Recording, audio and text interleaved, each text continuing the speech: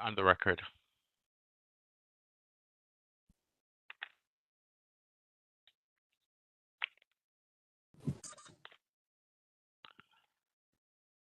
Good morning. As chairperson of the Alcoholic Beverage and Cannabis Board for the District of Columbia, and in accordance with DC Code Section 2571 etc. of the Open Meetings Act (OMA), I'm welcoming you to the regular scheduled meeting of the Alcoholic Beverage and Cannabis Board. This meeting is being conducted pursuant to guidance made available by the District of Columbia's Office of Open Government regarding electronic meetings held by public bodies. Electronic meetings by the ABC Board are authorized pursuant to Section 2577A of the DC Code. Pursuant to the OMA requirements, notice of today's meeting was provided 48 hours in advance of the meeting on ABCA's website and on the District Central meeting calendar. The notice includes the time, date, agenda, and call-in or login information for public participation. This electronic meeting is being hosted by a WebEx account provided by the District of Columbia government. Please address any questions or complaints to the OOG at oputgovoffice@dc.gov. My name is Donovan Anderson. I'm chairperson of the board. I would like to introduce the other members of the ABC board who are also participating electronically. Please respond when I announce your name. Mr. James Short. Mr. James Short, present. Mr. Silas Grant. Mr. Silas Grant, present. The board has 3 members in attendance for the conduct of business today, and that constitutes a quorum. Before we get underway with today's hearing calendar, I need to make a few instructions very clear so that the conduct of these hearings is understood by everyone. There are 7 cases scheduled for this morning's calendar. Once your case is called, I will take a moment for IT specialists to elevate the rights for each party to enable their camera and microphone. Then and only then will you have the ability to enable your equipment. If your case is not being heard, you will remain mute and your camera will be disabled. At the conclusion of each case, the parties will have the option to leave. If the party chooses to stay, all cameras and microphones for the concluded case will be disabled. Should you have any questions or require technical assistance during the hearing, please submit them using the question and answer feature.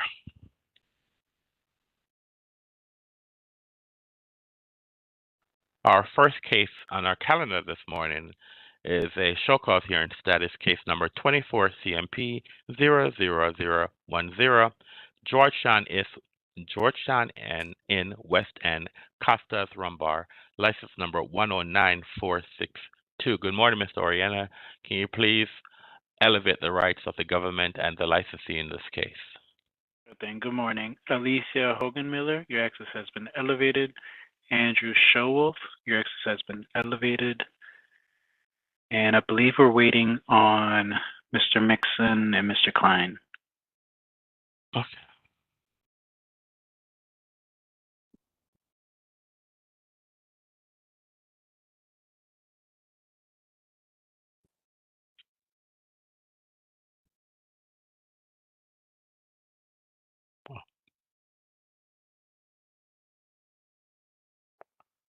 Are they in the waiting room? I mean, this is a show cause hearing status, so that if there's no...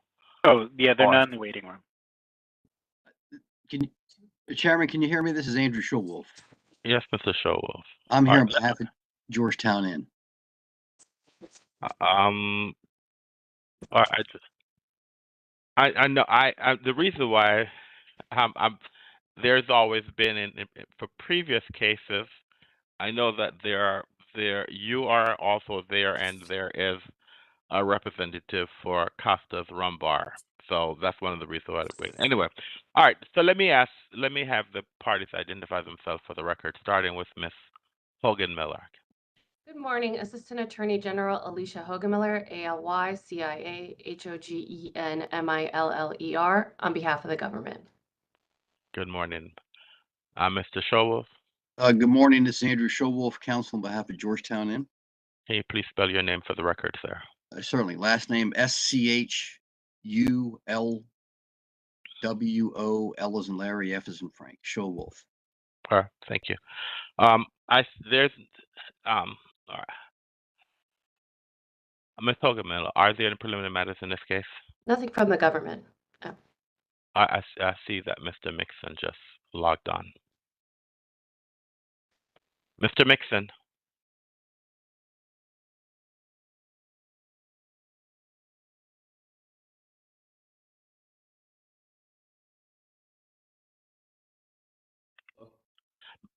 I cannot see you, Mr.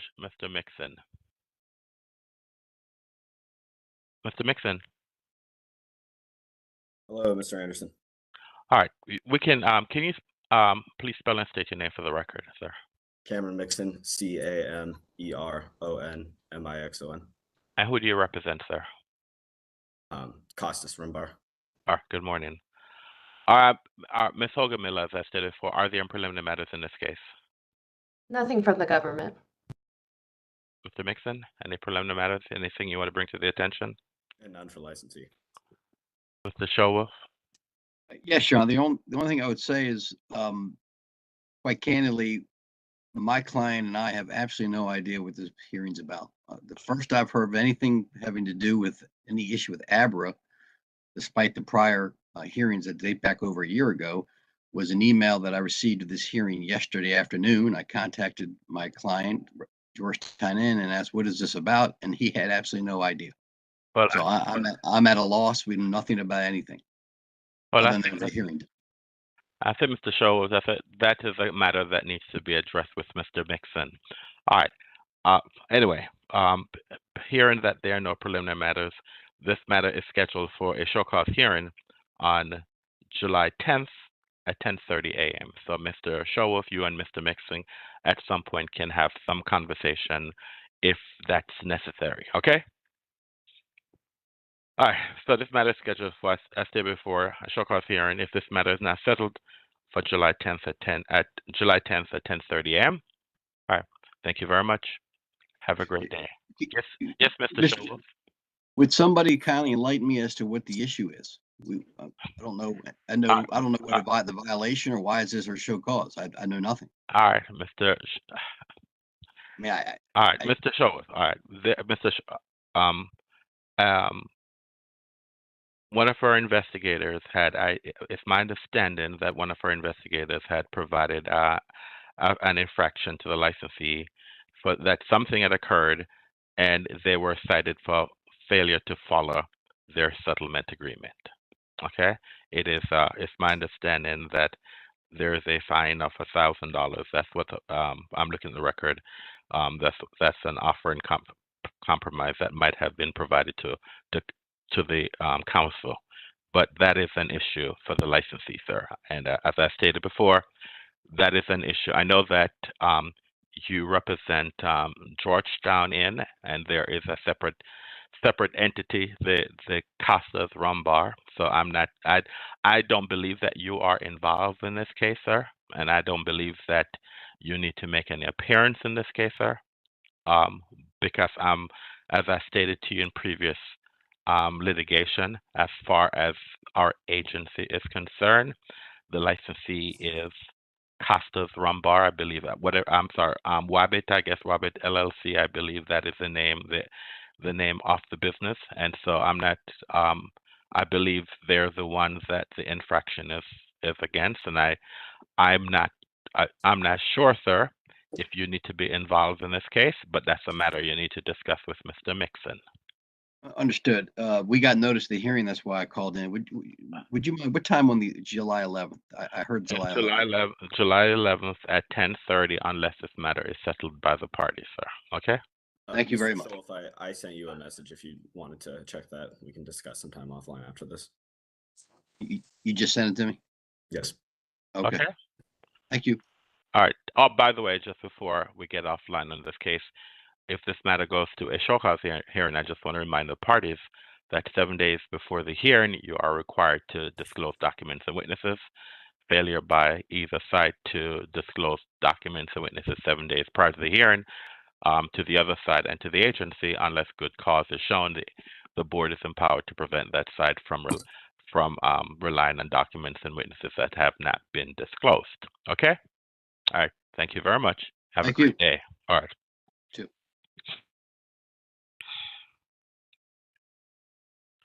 The next case in our calendar is case number 2425100 006. Grand Central license number 76693. I believe it's the same parties for this case. So, Ms. Hogan-Miller, can you please identify yourself for the record? Assistant Attorney General Alicia Hogan-Miller, ALY-CIA, HOGEN-MILLER, on behalf of the government. This is your case, right? Is that I'm correct, Mr. Mixon? Correct. Can you please identify yourself for the record, sir? This is Cameron Mixon, attorney with the Veritas Law Firm, CAMERON, and counsel to licensee. Good morning. All right. Ms. Hogan-Miller, are there any preliminary matters in this case? Nothing from the government. Any representation you need to make, Mr. Mixon? None from licensee. All right, thank you. Then this matter is scheduled for a show cause hearing on July 17th at 10:30 a.m. Again, I would like to remind the parties that the parties are required to exchange documents and witnesses 7 days prior to the hearing. Failure by either side to exchange documents and witnesses 7 days prior to the hearing, the board is empowered to prevent that side from moving forward unless those documents have been previously disclosed. Hold on 1 minute, please.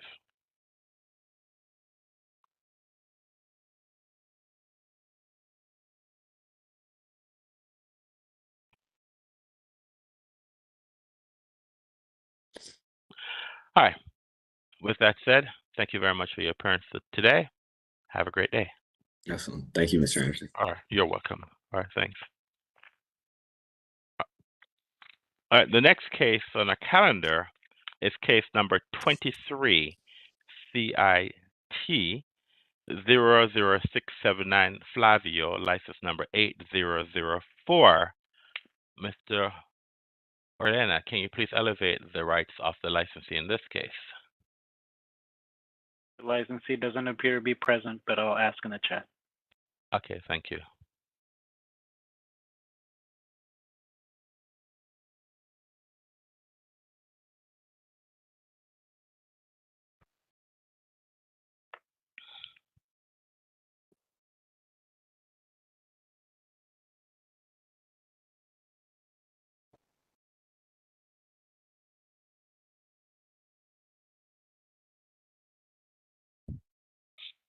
All right, since it doesn't appear anyone has responded, so I'll call the next case. Again, good morning, Ms. Hogan. Can you please identify yourself for the record? Assistant Attorney General Alicia Hogan-Miller, ALY-CIA, HOGEN-MILLER, on behalf of the government. Thank you, ma'am. The licensee is not here. However, at show cause hearing status, the licensee is not required to be here. Ms. Hogan-Miller, then this matter is scheduled for a show cause hearing on July 17th at 10:30. Again, I would like to remind you that if this matter goes to a hearing, the parties are required to exchange documents and witnesses 7 days prior to the hearing. Failure by either party to disclose documents and witnesses 7 days prior to the hearing, the board is empowered to prevent that side from relying on documents and witnesses that have not been disclosed. Any questions, ma'am? No. Thank you very much. Have a great day. Thank you. I'll see you in the afternoon, Doctor. All right. Thank you. All right. The next case on our calendar, we have a public hearing on the Langdon Park Moratorium Zone rulemaking. Good morning, Mr. Oriana. Can you please elevate the rights of the parties who want to testify in this case? Okay. Thank Commissioner Manning. Your access has been elevated. Matthew Cronin, your access has been elevated. Gilbert Smith, your access has been elevated. And that is all, Chairman.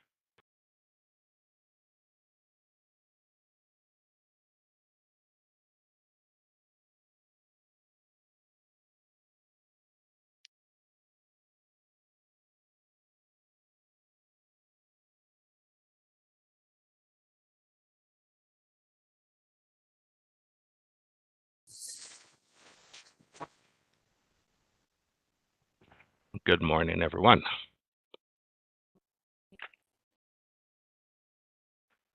All right.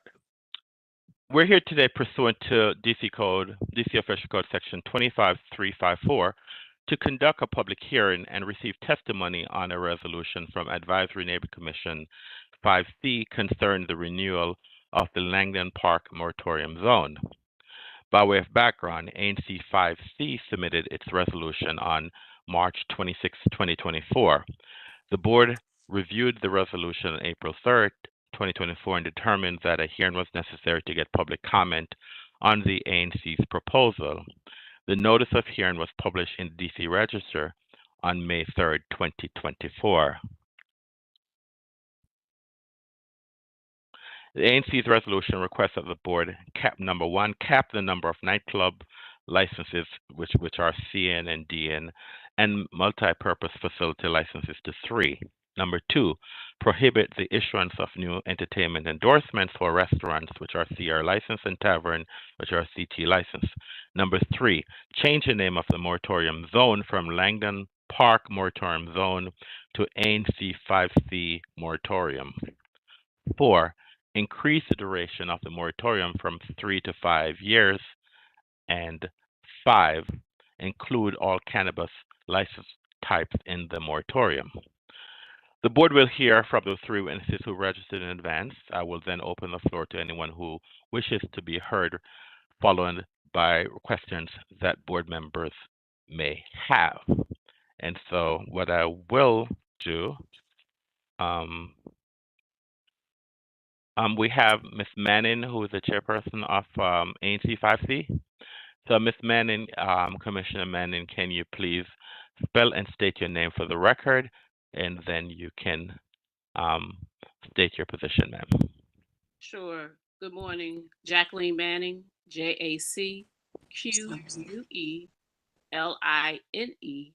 Manning, MANNING, ANC 5C Chair, Single Member District 5C04. Good morning, ma'am.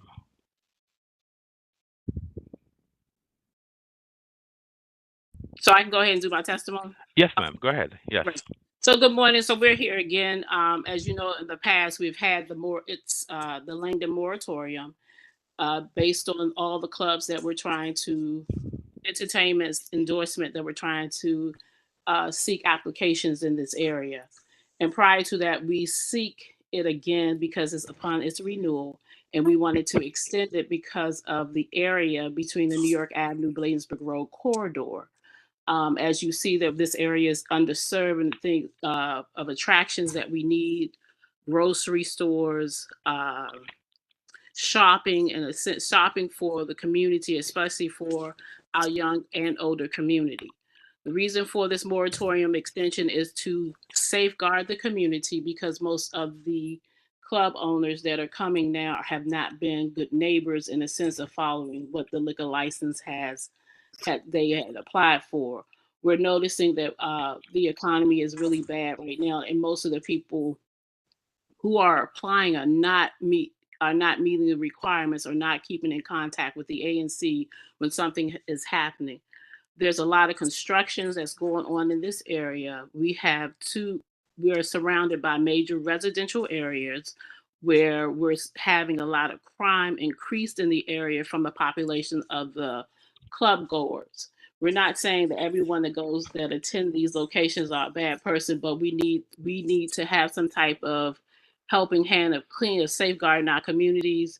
We've noticed on pictures that the patrons that do come, they're breaking in a lot of cars that's right there on Channing Street in the Gateway community, and it goes along down Bladensburg Road. As you know, the New York Avenue is a very congested area, and right now there's a little no man dead zone. We do have temporary residents that are living in the hotels along New York Avenue, and we will continue to have that. And also what's happening with trying to bring more of these establishments in our neighborhood is going to inundate the attention that we don't want, because we're trying to control what we currently have. And we've been doing really good with the last couple of years that we've had the moratorium on Queens Chapel Road. And just an example of what I'm talking about, because we have the two schools, we have the Children's Guild School that's on 24th Place. And we also have Langdon Elementary that's at the top of the hill. And currently we do have down Queens Chapel Road is Echo Stage, a sound stage. It's a concert hall. It's not considered a club. We also have a few. The Stadium Club is, I want to say, it's inoperable. We have not seen any movement in that area. And you also have Comma that have their events, their Friday, Saturday, and sometime during the day. And those have been maintaining itself. Bliss Nightclub is under new management. We have not met anyone from Bliss Nightclub. And we also have the Etria International Cultural Center that's further down in 24th Place. They have their different variety rents. They let events, and they also rent out to other entities. And so now, passing through, I'm just giving a quick background of this because I want people to formulate a vision of what's happening in our area. Because of COVID, different things have happened, and this is how the increase of our hotels have happened. And so when we have these children out here and we're looking that all these places are starting to come, especially the sale of marijuana, it's bringing something different because they're not keeping in with the time frame of the hours of operation. And most of the time I'm out there and the community is calling. Fifth District has records of those different activities that are happening, and we're trying to make sure that those locations that were cited to have new build on the mixed use retail, that they're able to bring in those type of attractions. We're not going to get those type of attractions if we continue to get different clubs that's going different, not just clubs. We get retailers that are selling certain non-medicinal use weed, marijuana, whatever you want to call it, in this area. Because what's happened when you look at the location where that's trying to change, they did not keep in touch with us, but they had a lot of challenges at that location. Yes, we know Bladesburg Road already have those different alcohol. We have a lot of the wineries that are there, but they sell wholesale. A lot of the places that are there are currently wholesale locations. Not only that, we have 2 federal buildings that are on Queens Chapel Road. That one is on Queens Chapel, the other is on V Street. They try to keep themselves not noticeable or identified because of what the type of training that they're doing. So we do want to protect those areas. And so I'm asking for the extension because it helped us to continue to build this corridor of New York Avenue up to get those retailers in that the different families that are needed, because we really don't have we don't have a retailer grocery store in proximity for most of the residents to walk to, especially now that we're at an increase to continue to get temporary residents in those hotels on New York Avenue. And this will help us also and the developer to identify the retailers that need to come in and those good businesses that come in, and not just be zoned for particular use or be inundated with the crime that's coming around the area. Now, we know that crime is around everywhere, but at the same time, we can help minimize it to where we need it to be, but also help revitalize our community. So if you have any questions for me, that would be great. I will have some questions, but I'm going to allow everyone to testify first, and then I'll ask questions more so of the ANC. So we also have Mr. Smith. Is that Mr. Smith? Can you please identify yourself for the record and your affiliation, sir? Gilbert Smith, and I'm the president of Gateway Community Association. Would you like for me to spell my name? You can, sir, and just you can, sir, and then we have a court reporter, so just to clarify, for the record is clear, and then you can testify, sir. Sure, thank you. My name is spelled Gilbert. Last name is spelled Smith. Good morning, board members. Again, my name is Gilbert Smith, and I'm the president of Gateway Community Association. The Gateway community consists of approximately 400 homes and about 1,000 residents. Geographically, it is generally a triangle bordered by South Dakota Avenue, D Street, and Bladensburg Road, and is located in Ward 5, Single Member District 5CO4. The Gateway Community Association has existed for over 60 years and is a District of Columbia Incorporated community association that has open membership to all residents in the area represented by the association. I am pleased to appear on behalf of the Gateway residents in support of renewing and expanding the Langdon Park moratorium. The overconcentration of alcohol and cannabis shops in Ward 5, ANC 5C needs to end now. The number of ABCA licenses in Gateway neighborhood exceeds that of other single-member districts throughout the district. For example, there are 6 cultivation centers in the city. 4 or 66% are located in 5C. Cultivation centers in this area are unreasonably burdensome to the ANC and unfairly subject affected residents to increased traffic, parking difficulties, crime, and the stigma associated with having the majority of the shops within our neighborhoods. In 2018, a gifting property existed in the Gateway community at 2810 Channing Street, where after receiving numerous reports from Gateway residents, MPD raided this property and arrested 13 people for selling illegal drugs. On January 4th, 2014, the Gateway community residents and members of Gateway Community Association petitioned to protest the application of Powerhouse Cultivation Center, also known as Powerhouse Nightclub. Commissioner Manning, Jackie Manning, also protested this application. There are 5 factors that the ABCA board may want to consider with regard to this moratorium. The first one is the effect on establishments of real property values. And Gateway residents have had their property broken into on several occasions, and related insurance rates have increased.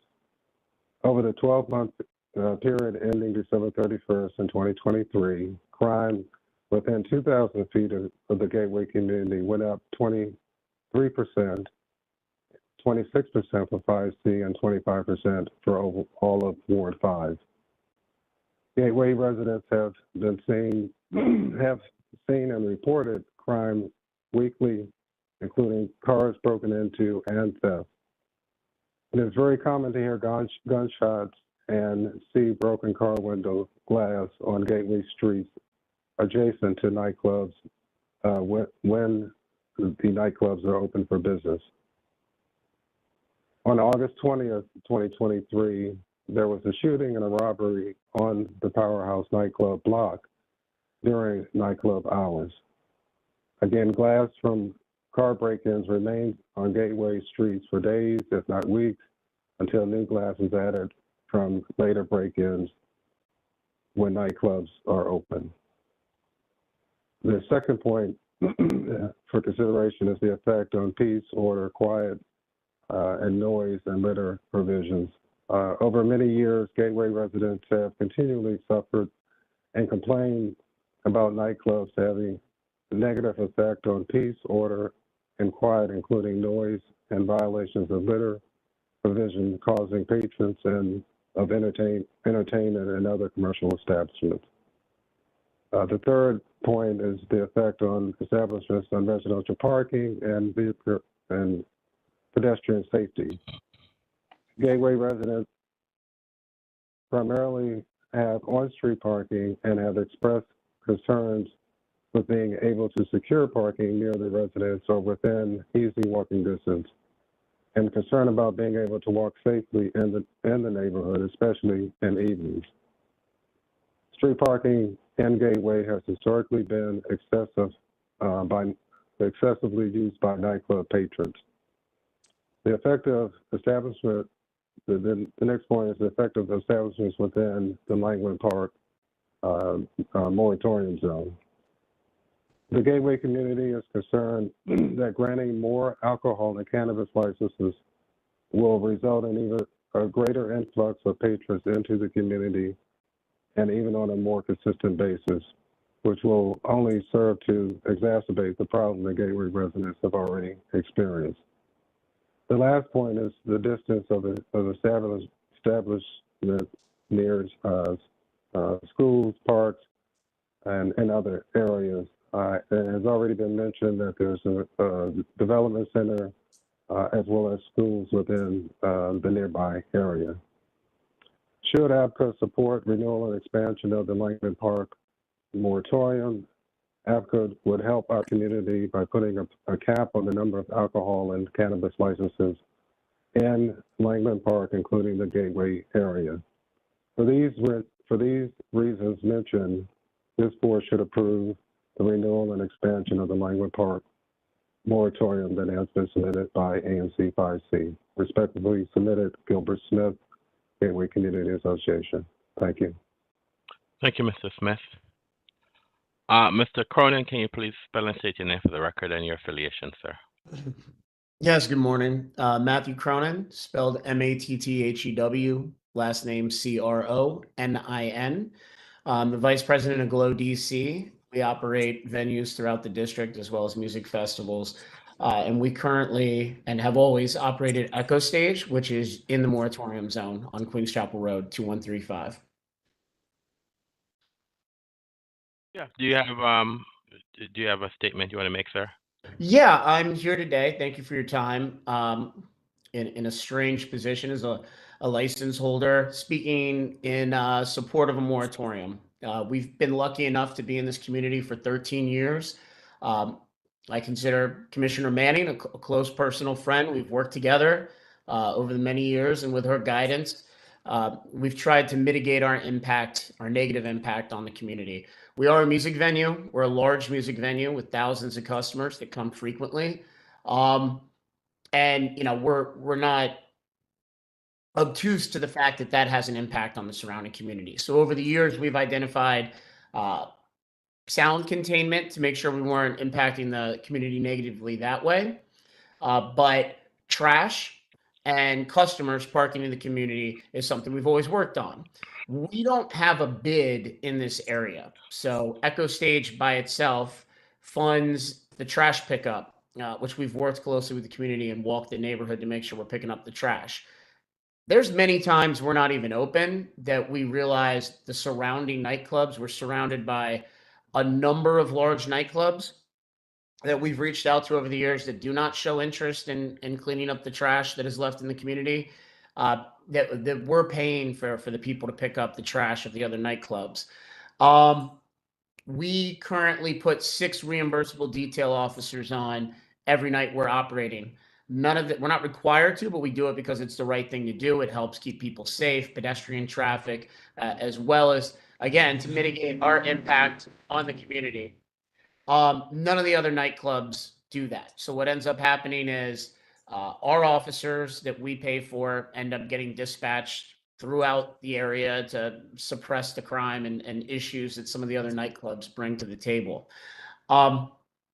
Just from my professional opinion and watching this community and learning it and growing with it over the 13 years, there is not the existing infrastructure in the form of parking or police resources to handle any increase in licenses in this community. You know, we're already doing our best working with the community to help mitigate some of the impacts of those other nightclubs in the area. But it is burdensome on us and definitely on the community.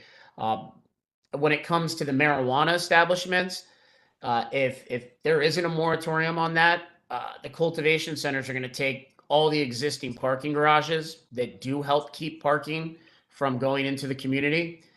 We'll turn into cultivation centers.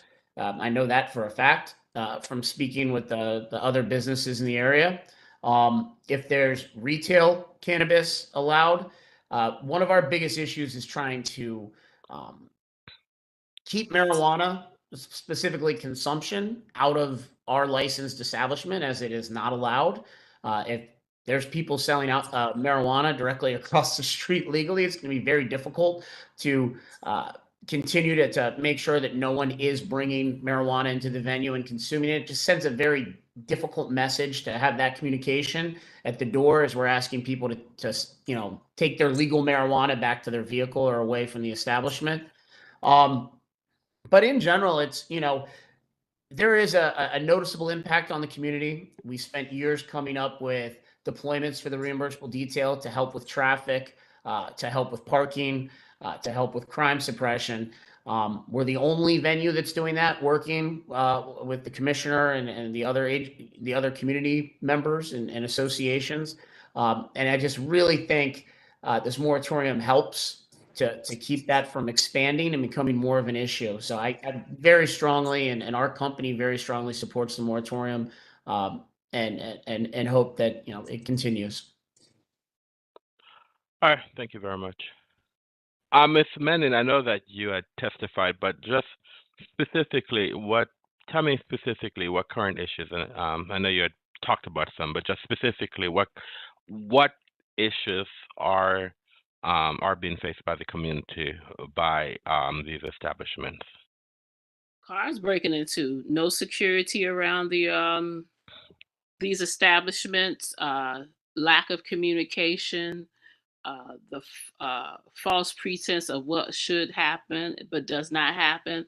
I'm out there 90% of the time, so I feel like I should have an unofficial police badge. But that I'm saying we have to police our community, and when you're talking about gateway and what we have established, and we are the gateway to to Washington D.C. out of 50. So it's disheartening to come in, because when you view and you're vested in your community, being a property owner or just living, however you live and vibe, you want to be vibrant and have a sustainable community. But when your MPD is stressed out because they can't come and we have to give a call in, and you have residents that are feared to make a call and you come out. As you know, ABRA has to come out when they get a call, and most of the time ABRA can't make or not making it to there, or they try to make it, and we have that investigators that come out. And we do thank ABRA for their investigators that do come out and they see what we're saying, and having the residents to open up and to visualize that. If I can take you back to 2018, as Mr. Gilbert has testified about, when we all were, and this is when Commander Fitzgerald, thank God for Commander Fitzgerald, who's now retired, we constantly called. We took pictures. We stood out there. We were at night until they believed us, and the people and the law said that we can't do this. But we were like, they're advertising. And so when you have all this trash on one corner, or parties, people just showing up, and it just takes over a community, and they're not wanting to leave, and they're just openly smoking and doing whatever, the display of sex, the condoms you have to walk through. That's a major concern when your house is valued at close to $1 million and you've been vested in this community for a long time.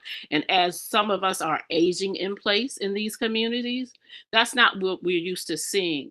And we know that DC is transit, but at the same time of us being transit people coming in, we also wanted to stay the same. We wanted to build better, but you can't live in fear.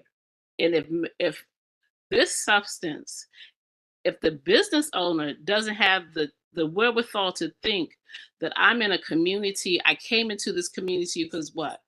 Just for the leasing, just go home somewhere else. I'm coming into a community to be vested, to see what's happening.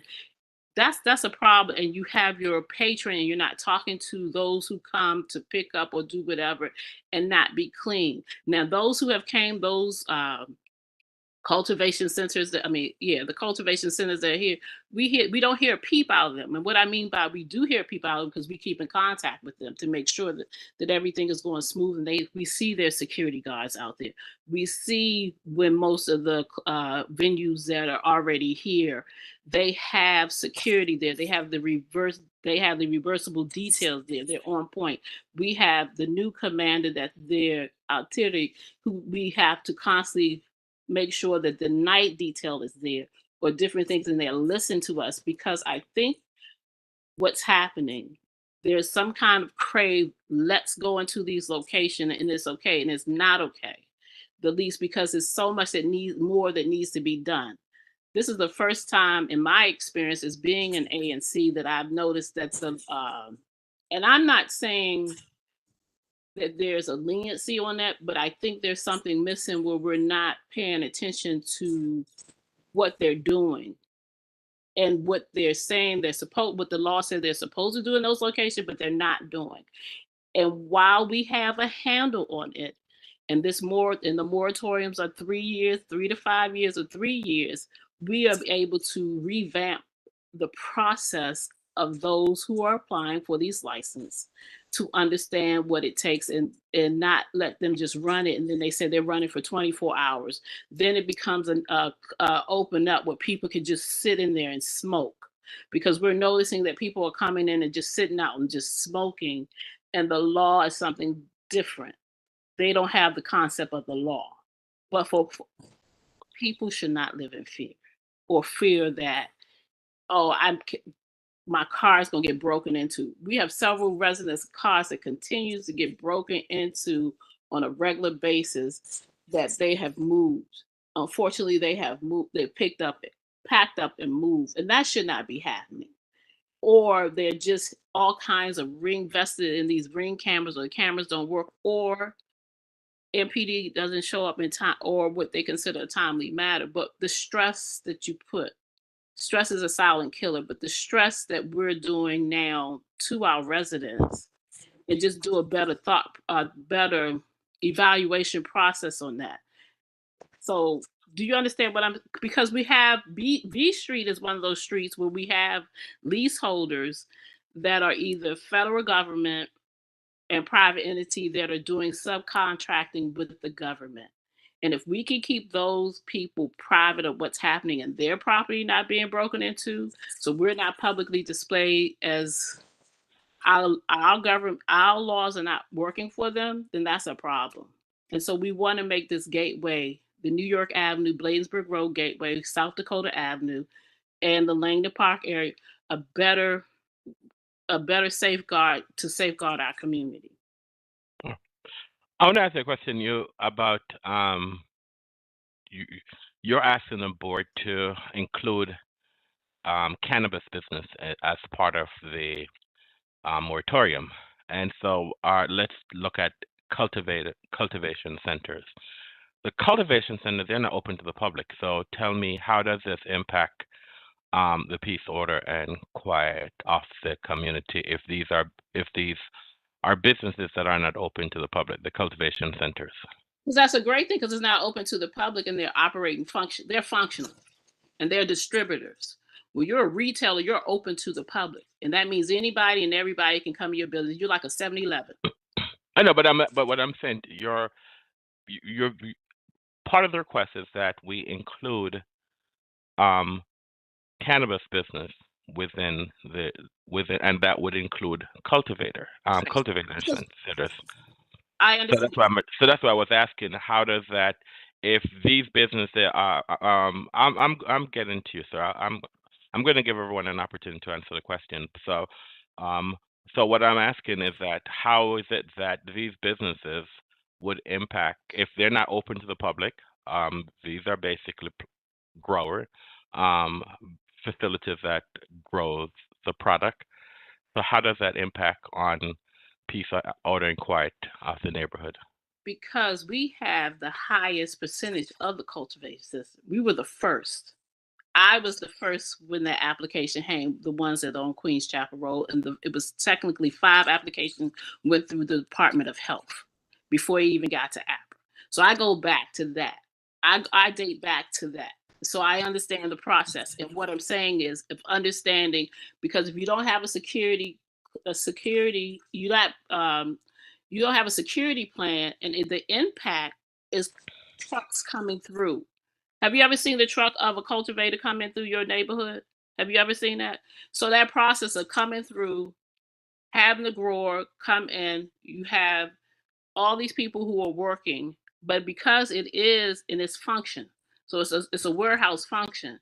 And because we already inundated with those, we want to hold off on that, and why it's always pushed to this particular location. I know it's a warehouse location, but it should not be deemed as that location.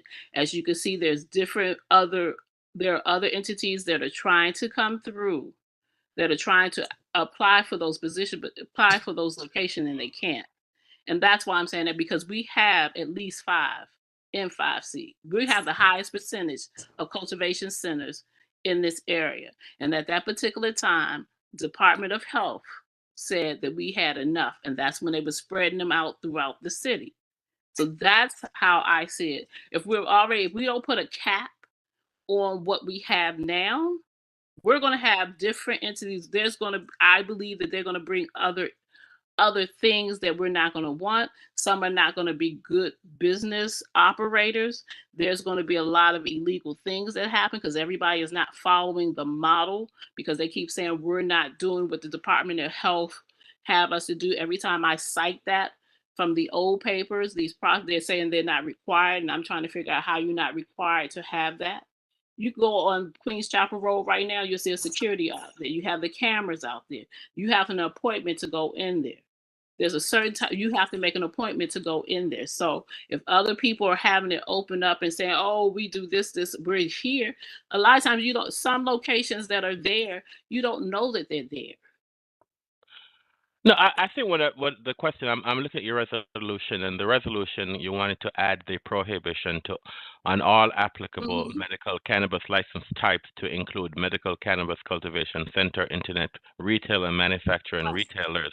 So I guess what I'm trying to find out, are you asking the board to put a cap on what's already there, so therefore we should not expand?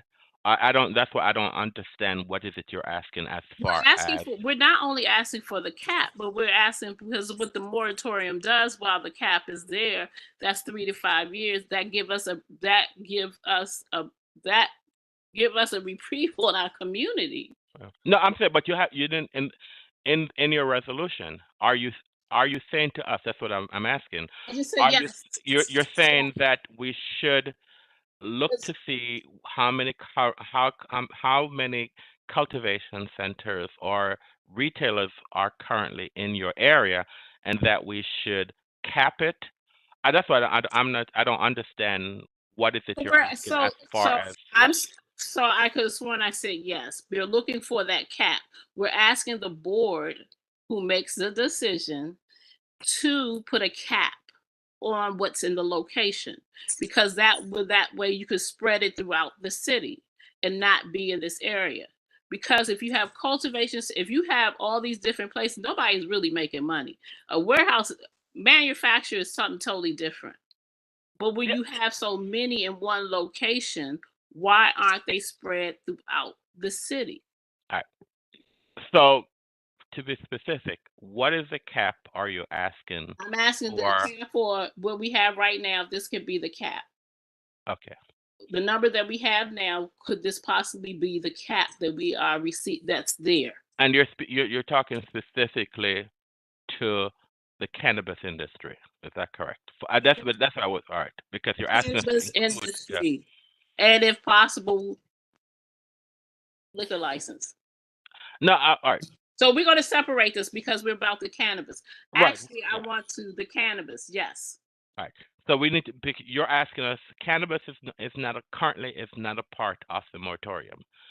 In your resolution, you're asking us to include cannabis as part of the moratorium, and so, and that's what I was asking, because in reading the resolution, it didn't say what is it specifically. So are you asking us to cap as far as the cannabis industry is concerned, to cap the cultivation centers and I don't know if there's any retailers there at the current numbers? That's what I'm just trying to get some clarification from you.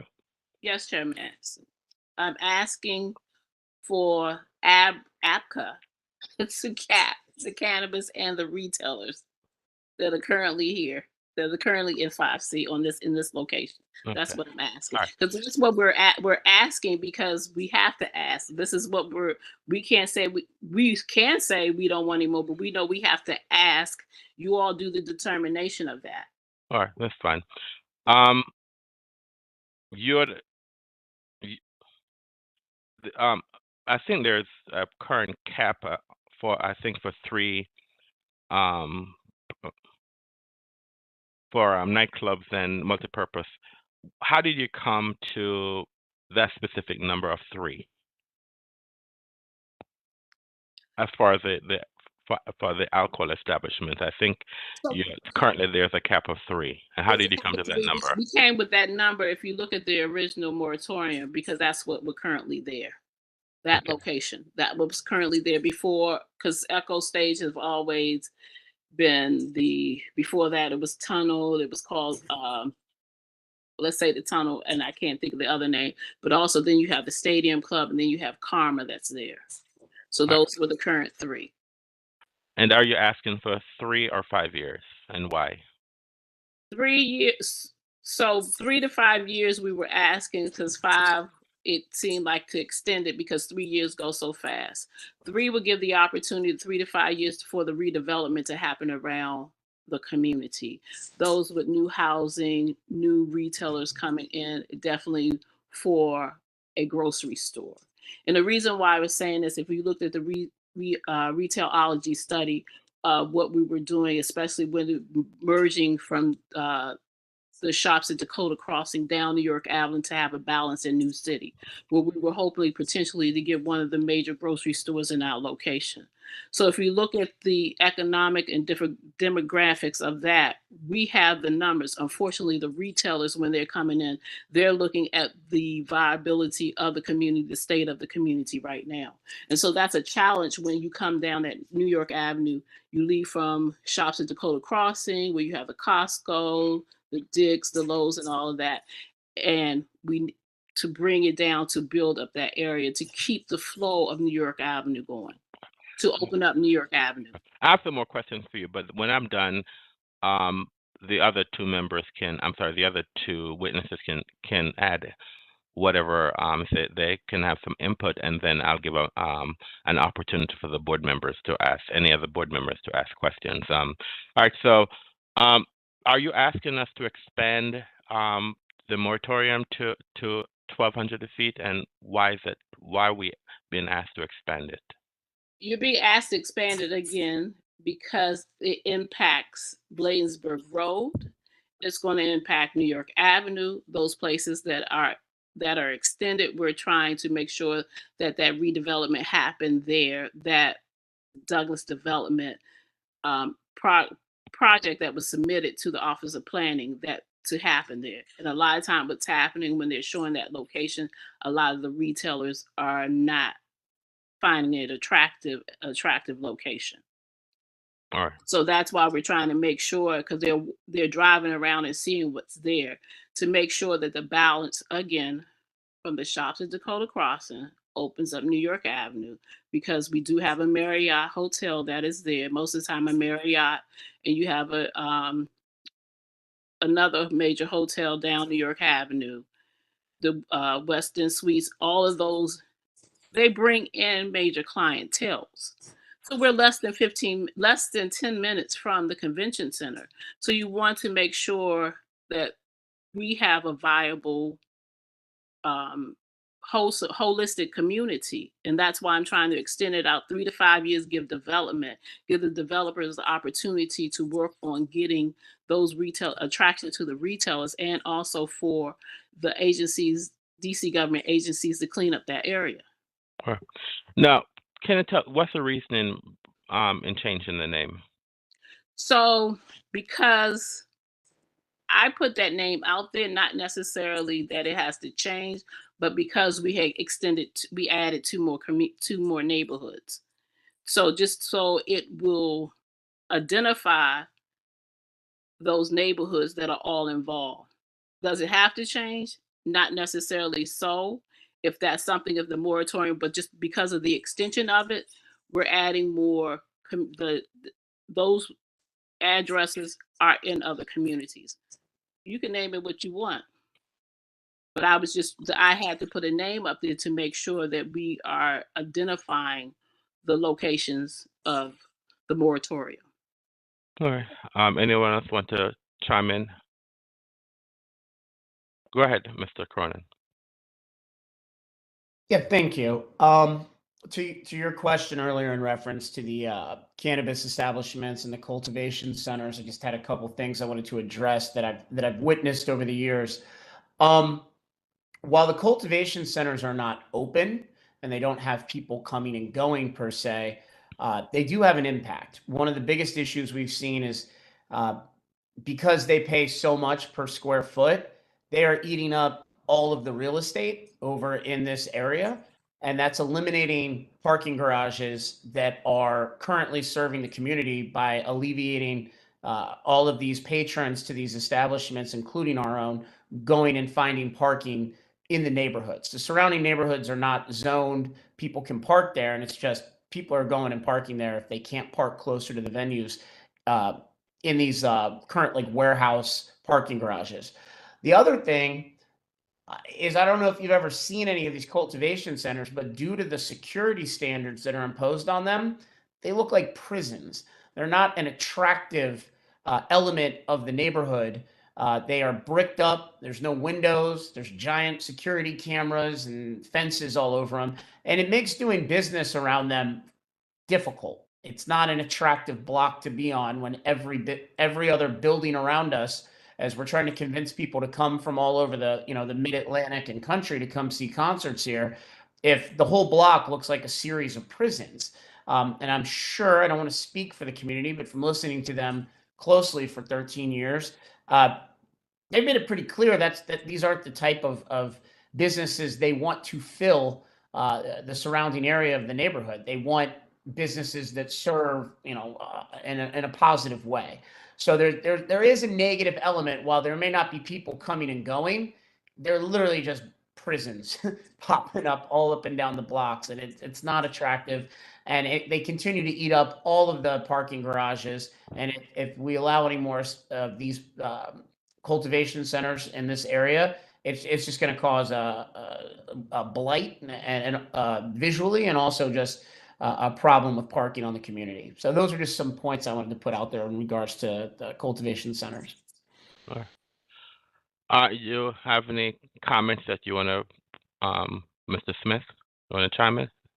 You don't have to. Sure. No.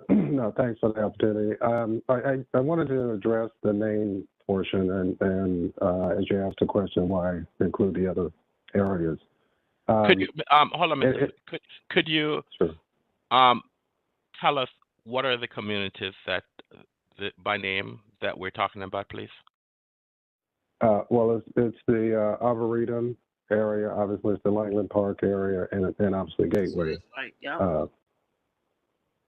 Go ahead. And so, well, did you want me to continue, or obviously Commissioner Manning could speak to the other? But, All right. but I'm sorry. Yeah, I'll have hold on, Commissioner Manning. Then I'll have you respond to that question. Go ahead, Mr. Smith.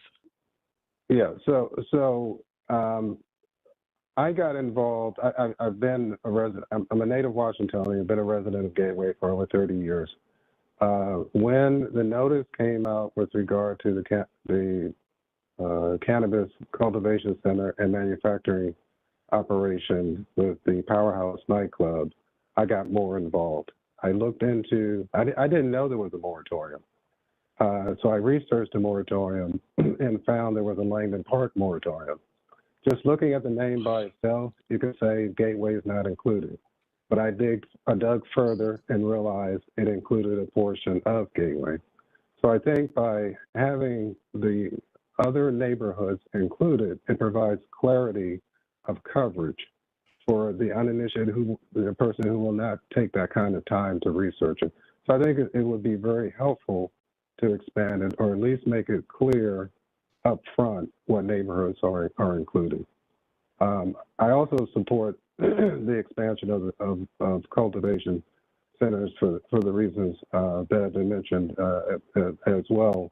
It has been, and it hasn't been clear, I've already said it during the testimony, Once we were notified of a cultivation center or any cultivation center, we are very strongly protesting those centers. We have those applications, that is. And that is separate from medical marijuana centers. I understand medicinal uses and the like versus recreational uses. Further, if I hadn't mentioned, we actually now have yard signs protesting cannabis centers. We do not want any more in the Gateway community or the surrounding area. So I'll stop there, but I just wanted to chime in terms of the questions raised. Thanks. Okay. Commissioner, let us specifically, what are the neighborhoods? So I need that in the record. But you're talking to me? Yes, Commissioner. What neighborhoods? What is the So it's neighborhood? Arboretum, Gateway, and Langdon. So these are the three neighborhoods that These are the three neighborhoods. Okay, ma'am. All right. May I make? I had my hand up. Can I make a comment? Sure, go ahead. So my error, because Mr. Gilbert is right. When we submitted that, it was supposed to have been the Arboretum Gateway, Langdon Park moratorium. And I know you mentioned the Langdon Park, and so I thought you was talking about something different, but that was the name. I don't want to let that go, because I know before, when the moratorium was renewed, there was a challenge about the name. It is just the name is to identify the communities that are impacted by this. And so the names are, the communities are, you said, yes. Gateway and Langdon. Okay, thank you. Any questions by any other board members? Go ahead, Mr. Short. Thank you, Mr. Chairman. I want to thank you, Commissioner Manning. Thank you also, Mr. Gilbert Smith, and the business community by Mr. Cronin. Since I've been on the board, one of my commitments to the community and our citizens has been that we have strong, safe, and vibrant communities, along with safe, responsible, and prosperous businesses where they coexist. And this moratorium is being requested because at this current time, they are not. And I support a lot of the testimony I've heard today. And I would think that this current board will be responsive to your needs. We've had a lot of complaints over the years about this area and the nightclubs and the nightlife. And I would simply say this: to have Mr. Cronin come and testify on your behalf is a big feather in the cap of the community. And I'm glad to see you, and the community working so well together. Crime is causing a lot of headache for residents, businesses, a lot of the seniors, the school areas, and this board can, and I'll just simply say this, I'm only one vote, but I'll just simply say this board can make a difference, and I think that it will. I can't speak for the other board members, but I can say this: we hear you. We know that the plight of the area, like yourself, Mr. Smith, I'm a native Washingtonian and have been here over 70 years. I remember South Dakota Avenue and Bladenberg Road and New York Avenue when it was quite vibrant before this onrush of alcohol and now cannabis businesses. And we want the businesses to thrive. We want the businesses to continue to give us tax dollars, but not at the expense of running all of our residents out of the city. So we hear you. And I would just simply say this: the board will make the right decision. I'm almost assured of that. And thank you very much for your testimony today. Thank you for coming in, and thank you for working together as a business and community. That's all I have, Mr. Chair. Thank you very much. Thank you, Mr. Short. I just want to state that, this is a public hearing, that the board is listening to testimony from the public. and we'll try to make a decision that's in the best interest of the residents of all of the District of Columbia. So um, that's why we have public hearings, so we can hear the testimony from with diverse views, and then try to make a decision and trying to balance what's in the best interest of the residents of in totality of the District of Columbia. All right. Yes, Mr. Grant, you have a question? Good morning to all the participants, Mr. Smith, Mr. Cronin, and Commissioner Manning. Commissioner Manning, I've known you for a very long time, and I can attest to the fact that you have been on the front line making sure that the applicants and licensees in your area understand what it is to be a community partner. So I appreciate your long-standing service in that regard. In that vein, I want to ask you a question about your relationship with Mr. Cronin. And I appreciate Mr. Cronin stating that you all have a great relationship. And the question that came to mind while listening to the both of you speak is, with the cap that is currently being requested, do you believe that your relationship with the current licensees within that cap, do you believe that the relationship is as strong because of the cap, or would there ever be a scenario where, let's just say hypothetically, there was one additional applicant or licensee included in that area? Could you maintain the positive relationships with any additional applicants if the cap was raised higher than what it is today? Mr. Grant, how you doing today? I'm good. I'm good. Good. I just had to smile because I think about what Mr. Short said, what everyone said. And so I smile because I refuse to frown. And that's a great question. So as an ANC who's been here 18 years, you have to develop a balance and community relationships with the business and the constituents. And it's never always good. Mr. Cronin can already tell you, I cussed him out the first day I met him. We were in a small meeting. We started a meeting. It started at Gateway and was supposed to be in the church, but it wound up at Leslie Bourne House. So that's how far back I go to. He wasn't even working on the scene in Echo Stage. And most of the businesses and my residents know that I am very concerned because I too am a native Washingtonian, Ward 5 resident, still living in the community I was birthed in. So when they say that, and you have worked in different capacities, I have worked in different capacities.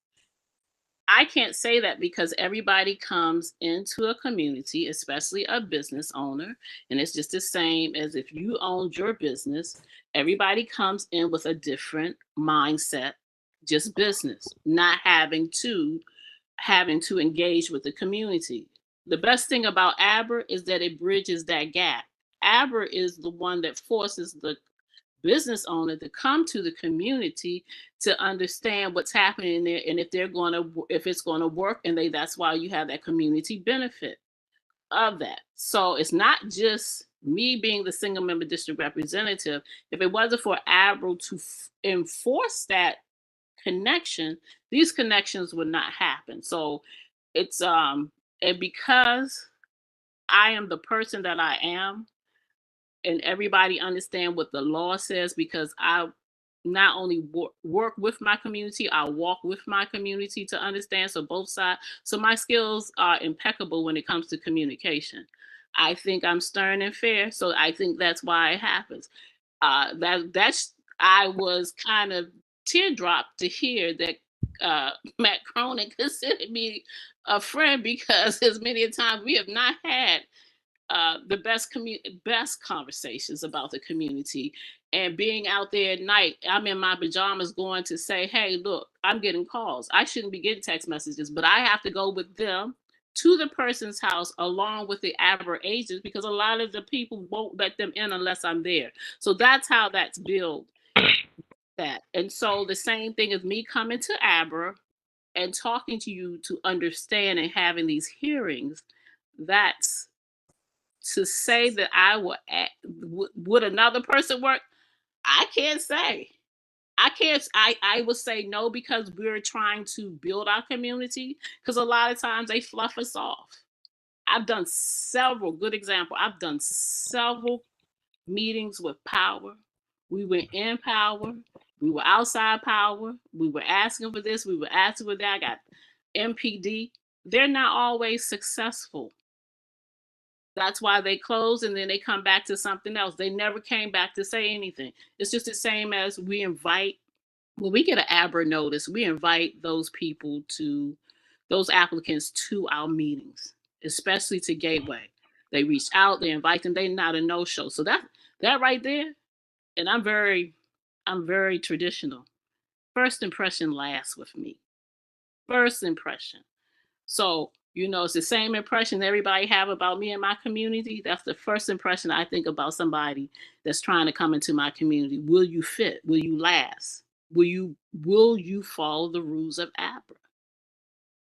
So I honestly say no. I say no. I really say no. Because we're trying to set the bar like a rest on in 1, 2, and 3, and 4, or what's happening. So we have to, because on this end, it's a little, we have a little tug of war of our community of what's happening. Because yes, we know it was industrial before it was residential. So we're trying to play that balancing act. And it's right now, I say no. I really say no. A follow-up question that maybe Mr. Smith or Mr. Cronin can also weigh in on, along with you.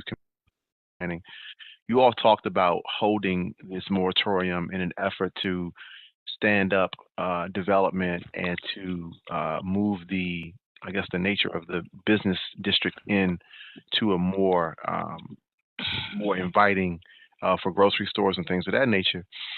Mr. Cronin talked a bit about not having, I believe, a business improvement district in the area. Is that a part of your plans? Just out of curiosity, are you looking to stand up some sort of structure that can help support that? Yes. I think a potential bid would be great. We would have to talk about that. I think what's the most, did I answer your question? You did. Yeah, you did. I just didn't hear you all talk about that being a part of the plan. You talked about development, but I didn't know if there was a structure in place to have a bid to be able to. I have a draft in place because we're now doing a focus groups in my community. I didn't mention that because it's a draft. I didn't mention that because of the questions that were asked, and yes, there is one in place. Okay. There's one that we're working on. All right.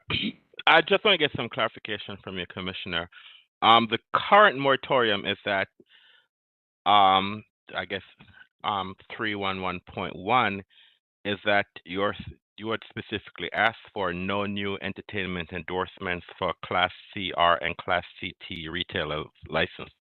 So those are restaurants and taverns. So currently, the moratorium states that we cannot issue any entertainment endorsement. So you're asking us, however, to remove that prohibition. However, to state that that's something that you want to be negotiated through any potential settlement. Is that what you're asking us? So you're asking us to remove, to change that provision to allow entertainment endorsements for CR and CT. However, that should be negotiated through, if one is applied for and it's protested, that's something that the ANC would be willing to negotiate on. Is that what you're now asking us? Yes. Okay.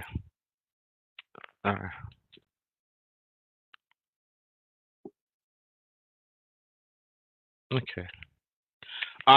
Any other comments or questions that anyone wishes to make? I do. Go ahead, ma'am. So I want to say this, and Mr. Cook said it best, because and it brought joy to my heart that most of the time that I come to these meetings, not that that we're understanding, hearing the community, because I've been to plenty of hearings where in different agencies where they don't hear the community. And I believe that this board do hear the communities, and we have enough records on file that show the influx, the history of the influx of what's happening in this location, the highs and the very, very lows that are really outweighing the stress that's put upon this area of the city. And we're a major gateway to the city. We have the importance and the urgency of this to happen, to extend, so to give 3 to 5 years, not that long. You look up, we'd be in the 10th, 5th of the 5th, because time is flying. Time is not waiting for anyone, but to give our end of the city town opportunity to grow and be vibrant and have new vibrant retail in this location that the constituents will feel comfortable and safe to walk around and to live around and not have anything broken into, none of their personals being discarded, and also to give some reprieve to 5th District Police Station as well, because they're doing their job. Fortunate, we do have Matt Cronin is not the only business that is there, but he's a major business because they do a lot volunteer outreach in that area. There are others entities as well, but you also have to keep in mind too, we have those men's shelters and a few women's shelters that women are coming from substance. So is this another breakdown for them? Probably, but if we can also show that we are doing a holistic approach for this community to grow and be vibrant, that would be great. Thank you. All right. Yes, Mr. Smith. And maybe you may include this as part of the summary. I want to thank you for the time and opportunity to present. I'm just curious, with the moratorium expiring this month, I believe it's on the 18th. I'm just curious about the next step associated with this process, whether, and maybe that's what you're going to cover. Is there a timeline or the like? I will cover that in my closing, Mr. Smith. Okay. Thank you. That's all I wanted to know. Thank you. All right. Any final comments by anyone? If I may, just kind Go of ahead, Mr. Cronin. Yes. Thank you. Just reiterating and wrapping things up. I have spoken extensively with the police that work in our detail, and they are stretched thin. And as a reminder, within this moratorium zone, almost all of the buildings we're discussing are 15,000, 20,000, 30,000 square feet. So even a single license has a huge impact. I forgot to mention earlier, I'm vice president of the DC Nightlife Council. So I have a lot of experience throughout the city over the last couple decades with a lot of operators and a lot of operations to scale. And I can tell you that the necessary steps and funds that are necessary for establishments of that size to really mitigate their impact on the community, most operators don't have that kind of available resources to do that. So that's why you're getting these situations that really put an undue strain on Commissioner Manning. And she wasn't lying. She runs a tight ship. She will call me and I will drive right over and make sure we're on top of our P's and Q's. But a lot of people won't. And a lot of people won't invest in the community the way is necessary for these size establishments that are being marketed for licenses over in this area. So, the police don't want it. The community doesn't want it. The businesses don't want it. We really want to focus on making sure we're streamlining the operations that are in place. So just wanted to say that in closing. All right. Thank you. I want to thank all three of you, Commissioner Manning, Mr. Smith, Mr. Cronin, for your testimony today. The board will take this, will listen. If there are any other comments that the public has submitted, we will also review them. And the board will take this matter under advisement, and we will be issuing emergency and proposed rules shortly to address those issues. So that's your timeline, Mr. Smith. Shortly, we will be issuing emergency and proposed rules to address the impending issues. Okay? All right. Thank you very much for your testimony today. Have a great day. Thank you. All right. Thanks. Thank you. All right.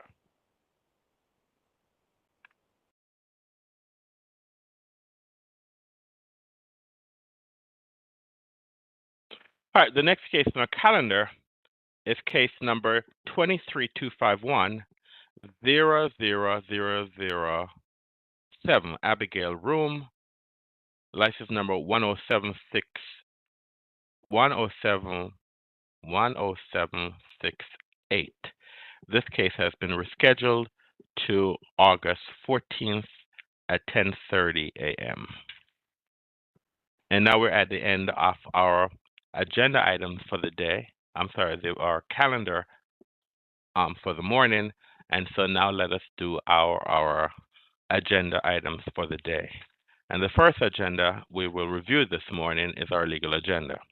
The first matter on our legal agenda is a review of a request to reinstate canceled license dated May 17th, 2024. The license was canceled on May 8th, 2024 by board order number 2024-366.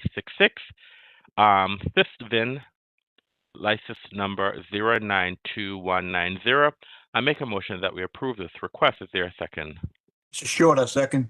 Mr. Short, I second the motion. We'll have a roll call vote. Mr. Short. Mr. Short, I agree. Mr. Grant. Mr. Grant, I agree. And Mr. Anderson, I agree. The matter passed 3-0.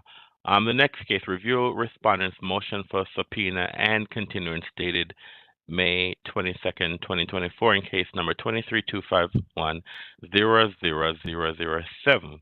Abigail Room, license number 10768. I make a motion that we approve this request and schedule the hearing for August 14th at 10:30. Is there a second? Mr. Grant, I second the motion. Mr. Grant, I second the motion. We'll have a roll call vote. Mr. Short. Mr. Short, I agree. Mr. Grant. Mr. Grant, I agree. Mr. Anderson, I agree. The matter passed 3-0. Number 3, review of response to motion for subpoena and continuance dated May 30th, 2024 in case number 23251 0007, Abigail Room, license number 10768. This matter is now moot.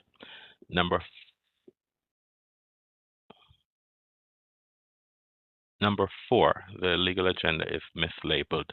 So the number 4, it's review of motion to modify board order number 2023-698 dated May 30th, 2024, District Winery and a Restaurant and Bar, license number 098684. I make a motion that we approve this request. Is there a second? Mr. Grant, I second the motion. Mr. Grant, I second the motion. We'll have a roll call vote. Mr. Short. Short, I agree. Mr. Grant. Mr. Grant, I agree. Mr. Anderson, I agree. The matter passed 3-0.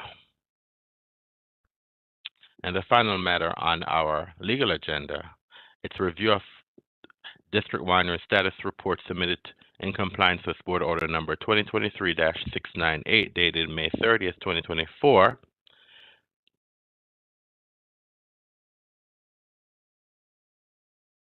District Winery and a Restaurant on Board, license number 098684. This is now FYI this is now an FYI. Okay. So let's now move to our licensing agenda. The first matter on our licensing agenda, review application for safekeeping of license. This is for 24-hour convenience and deli, license number 127260. I make a motion that we approve this request through September 30th, 2024. Is there a second? Short, I second. Mr. Short, I second the motion. We'll have a roll call vote. Mr. Short. Short, I agree. Mr. Grant. Mr. Grant, I agree. Mr. Anderson, I agree. The matter passed 3-0. Number 3, review application. I'm sorry, was that number 1 or number 2 I just did? I apologize. That was number 1 you just did. Okay, so number 2, thank you. Review application for safekeeping of license. This is Radici, RADICI, license number 093687. I make a motion that we approve this request through September 30th, 2024. Is there a second? Mr. Grant, I second the motion. Mr. Grant, I second the motion. We'll have a roll call vote. Mr. Short. Short, I agree. Mr. Grant. Mr. Grant, I agree. Mr. Anderson, I agree. The matter passed 3-0. Number 3, review application for safekeeping of license. This is Radici, license number 093739. I make a motion that we approve this request through September 30th, 2024. Is there a second? Short, I second. Mr. Short, I second the motion. We'll have a roll call vote. Mr. Short. Short, I agree. Mr. Grant. Mr. Grant, I agree. Mr. Anderson, I agree. The matter passed 4-0. Number 4, review application for change of hours of operation only.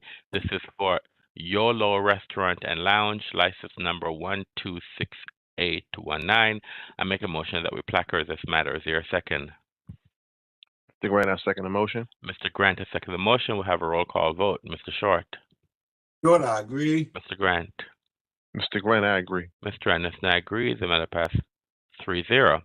Number 5, review application for class change from Class A wholesaler to Class B wholesaler. The request has been made by CISVIN, C-ESTVIN,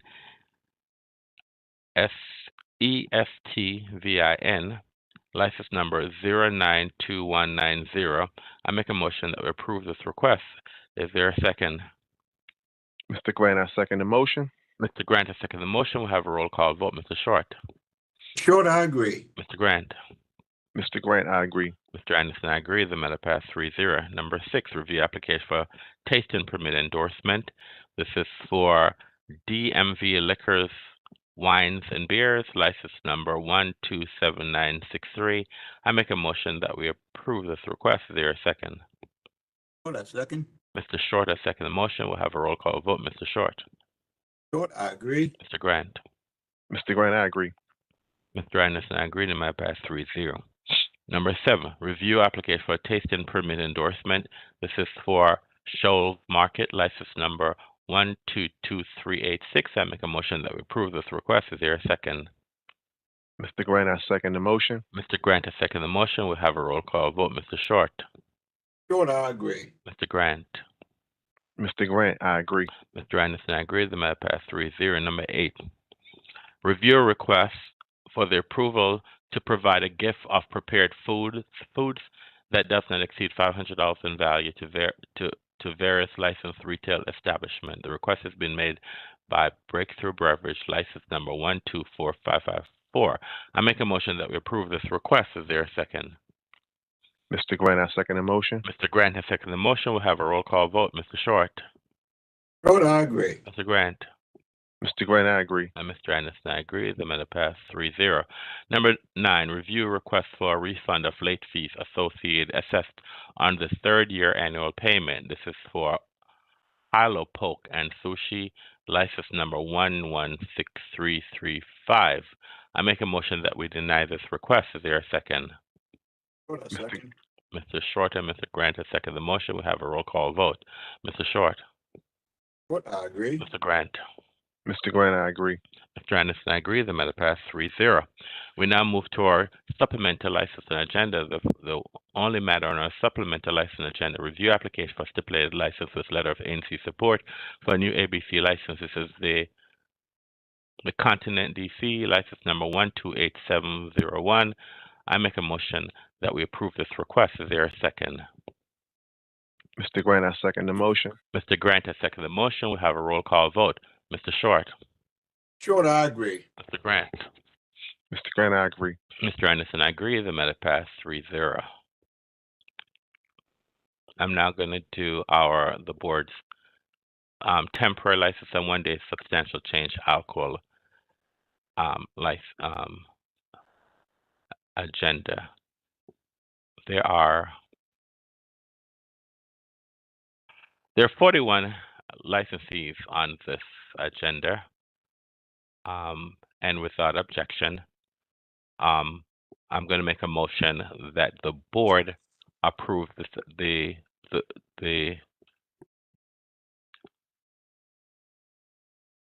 temporary and 1-day substantial change agenda that has been published for June 5th, 2024. I just want to highlight number 37,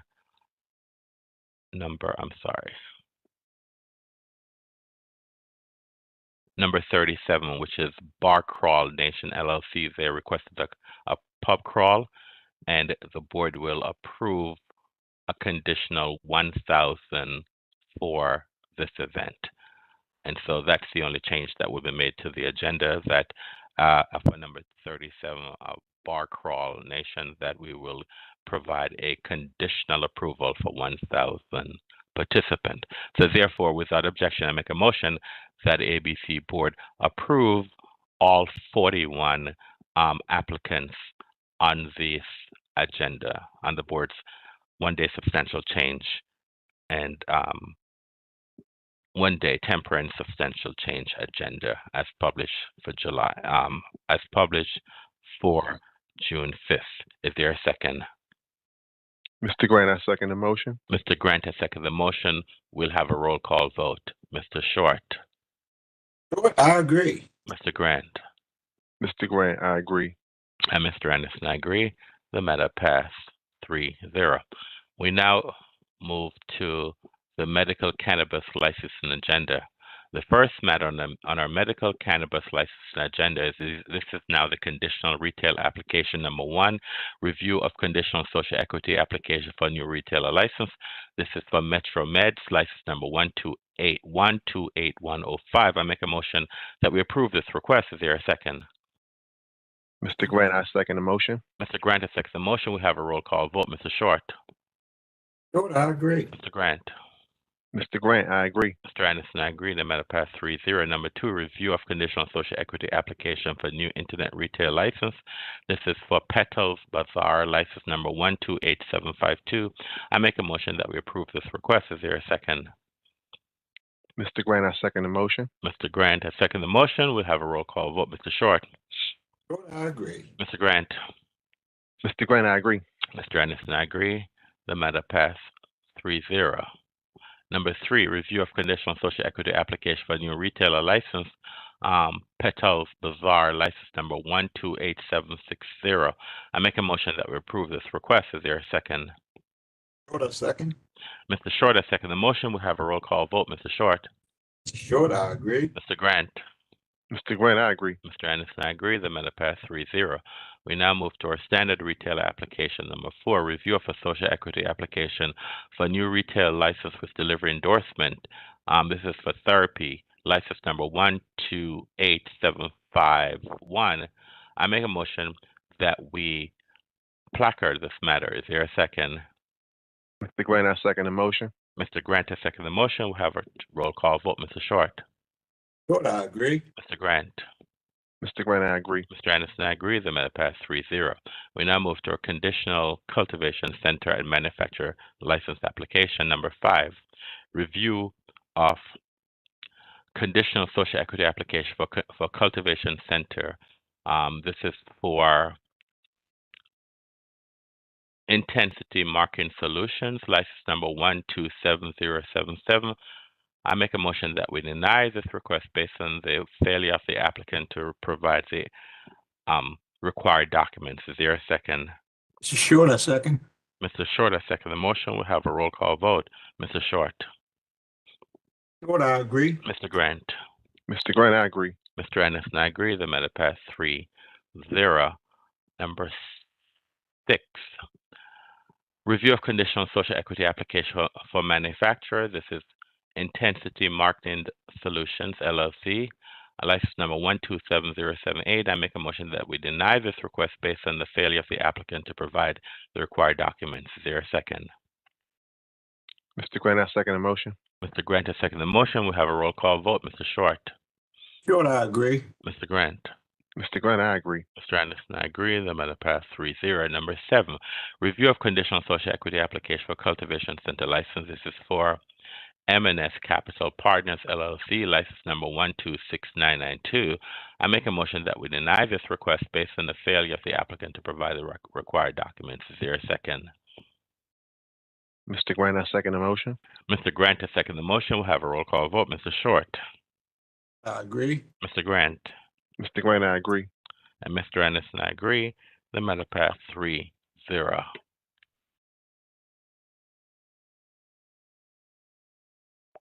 Number 9, review of conditional social equity application for manufacturer. This is for Kush Gods, Inc., license number 125437. I make a motion that we deny this request based on the failure of the applicant to provide the required documents. Is there a second? Second. Mr. Grant, I second the motion. Mr. Grant and Mr. Short, I believe, have seconded the motion. We have a roll call vote. Mr. Short. Short, I agree. Mr. Grant. Mr. Grant, I agree. Mr. Anderson, I agree. The matter passed 3-0. Number 10, review of conditional social equity application for Conditional Center. This is for top tier treehouse greenery.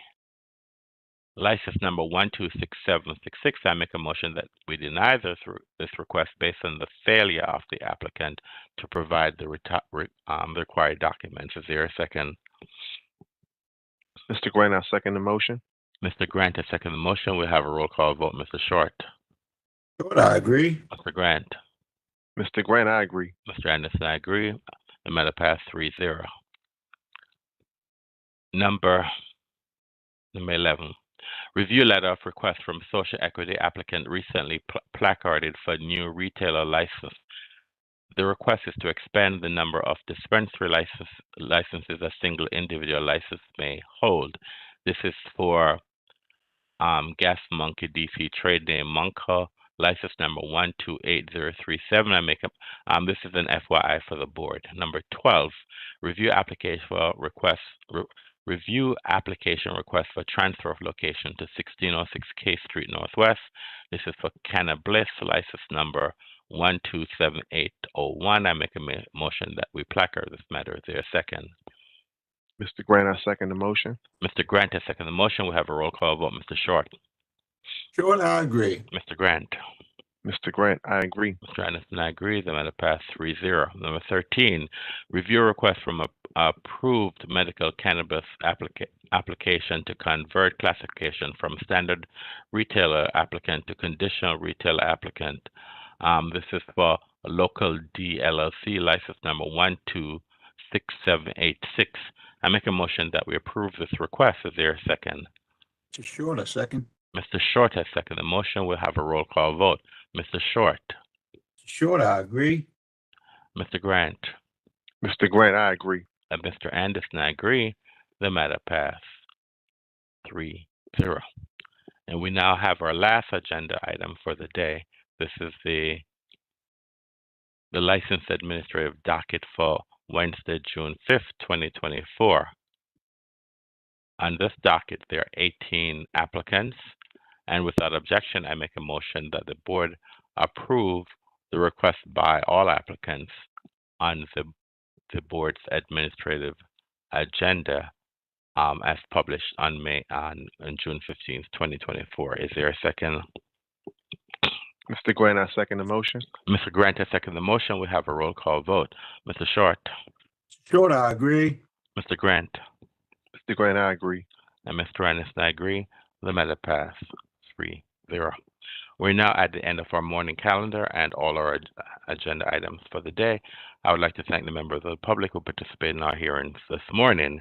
The board will now be in recess until 1:30 this afternoon. I therefore ask all board members to return to executive session for further action. Thank you. Good morning.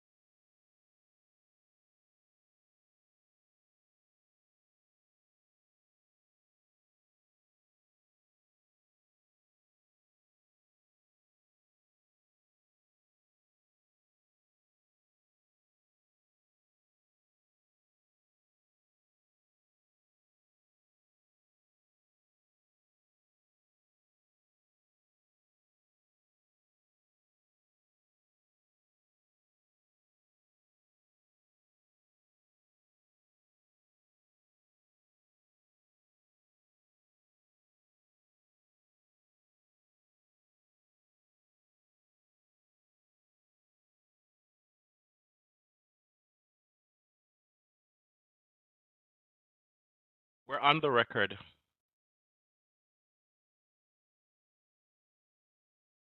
Good afternoon and welcome to the afternoon session of the ABC Board. My name is Donovan Anderson. I'm chairman of the board, chairperson of the board. And joining me this afternoon is two of the board members, Mr. James Short and Mr. Silas Grant. The board has three members in attendance for the board has three members in attendance today, and that constitutes a quorum. This afternoon, we have basically two cases on our calendar, and so let me call our first case.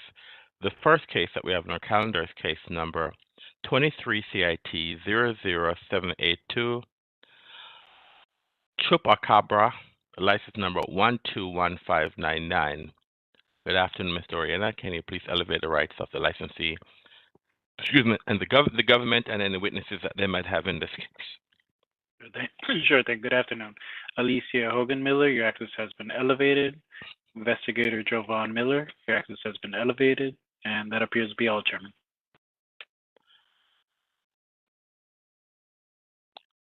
Good afternoon. Ms. Hogan Miller, have you had any contact with the licensee?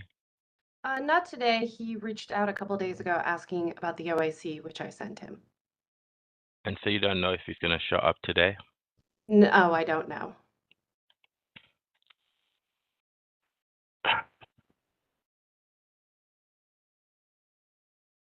All right, I'm going to wait 4 more minutes, and I'll start at 1:40. If he's not here by 1:40, we'll start the hearing. Yes, Chairperson. Thank you.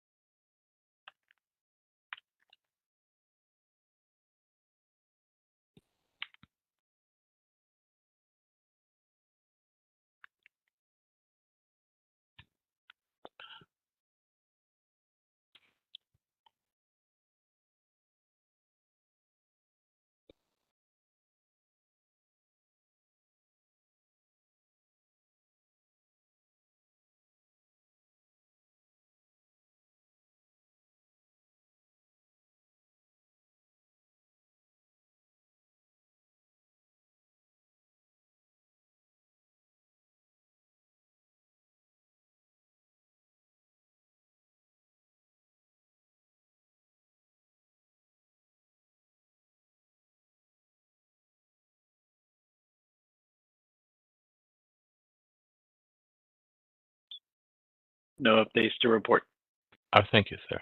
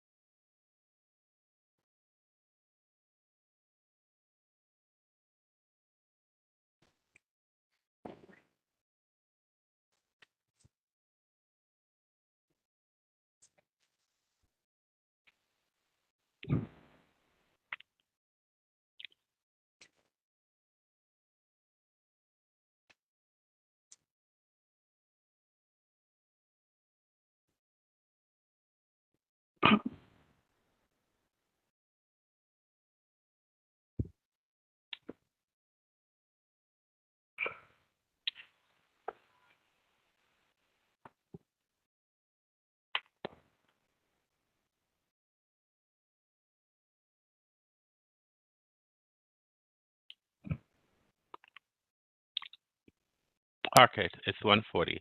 All right, Miss Hogerman, can you please spell and identify yourself for the record, please? Good afternoon, board members. Assistant Attorney General Alicia Hogemiller, ALYCIA HOGEN on behalf of the government. Good afternoon. I see that the licensee is not here. Is the government prepared to move forward ex parte? Yes. All right. Pursuant to DC Official Code Section 25447, the board has the authority to proceed ex parte where the licensee waives the hearing or fails to appear unless a hearing is extended for good and sufficient cause. The board's records reflect that the licensee was properly served. Seeing no licensee here today and having no good and sufficient cause to extend this hearing, the board will proceed with the show cause hearing. Does the government wish to make an opening statement? Yes, a very brief one. Go ahead, ma'am. May it please the board. This case today relates to the sole charge of Chupacabra failing to file its quarterly statement. You will hear from ABCA investigator Joe Von Miller. And at the end of the hearing, the government will ask that you find in its favor and apply a penalty consistent with the statute. Thank you. Thank you. Does the government wish to call a witness? Yes, we would like to call ABCA investigator Joe Von Miller. Mr. Miller, can you raise your right hand, please? Do you swear or affirm to tell the truth and nothing but the truth? Yes, sir. All right, you're witness, ma'am. Thank you. Good afternoon, Investigator Miller. Could you please spell and state your first and last name for the record? Good afternoon. It's Joe Von Miller, JOVAN MILLER, Where are you currently employed? at the Alcoholic Beverage and Cannabis Administration. And if I refer to the Alcoholic Beverage and Cannabis Administration as ABCA, would you understand what I mean? Yes, ma'am. What is your position with ABCA? Investigator, How long have you been an investigator? 5 years. And what are your duties as an ABCA investigator? To conduct investigations and inspections of ABC licensed establishments within the District of Columbia. So now let's turn to the case today. Are you familiar with the establishment located at 822 H Street Northeast, Washington, D.C., Chupacabra? Yes, ma'am. How are you familiar with this establishment?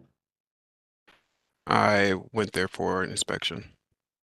And why did you go there for an inspection? The establishment failed to file their quarterly statements for the third quarter And third quarter of which year? of 2023. And would the third quarter be from July to September 2023? Yes, ma'am. How did you know the establishment failed to file a quarterly statement? Through a report through our compliance analyst. Did you receive a copy of that report? It was received from our chief of enforcement. And was Chupacabra on that list? Yes, ma'am. What was the deadline for an establishment to file a quarterly statement for the period of July to September 2023? October 30th of 2023. What ABC establishments are required to file a quarterly statement? Hotels and restaurants. Did Chupacabra ever file a quarterly statement for this period? No, ma'am. For this case, did you complete a case report regarding your investigation of Chupacabra? Yes, ma'am. Would you recognize a copy of this investigative report if I was to show it to you? Yes, ma'am.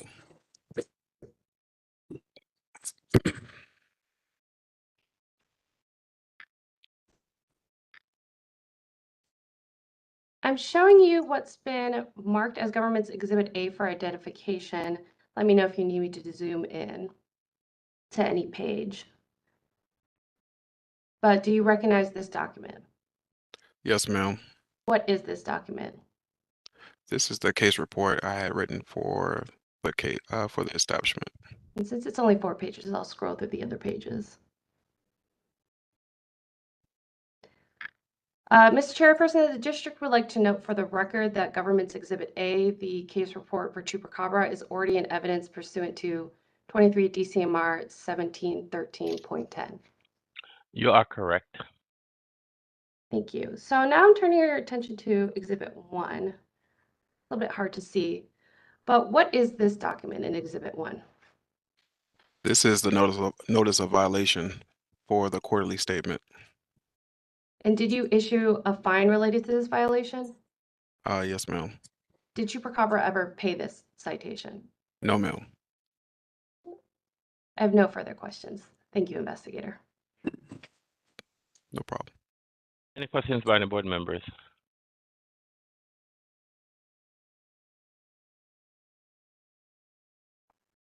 I'm sorry. Just a quick question, Mr. Miller. When did you issue the citation? Yes, sir. The date was. My apologies. Pulling it back up. Chupacabra.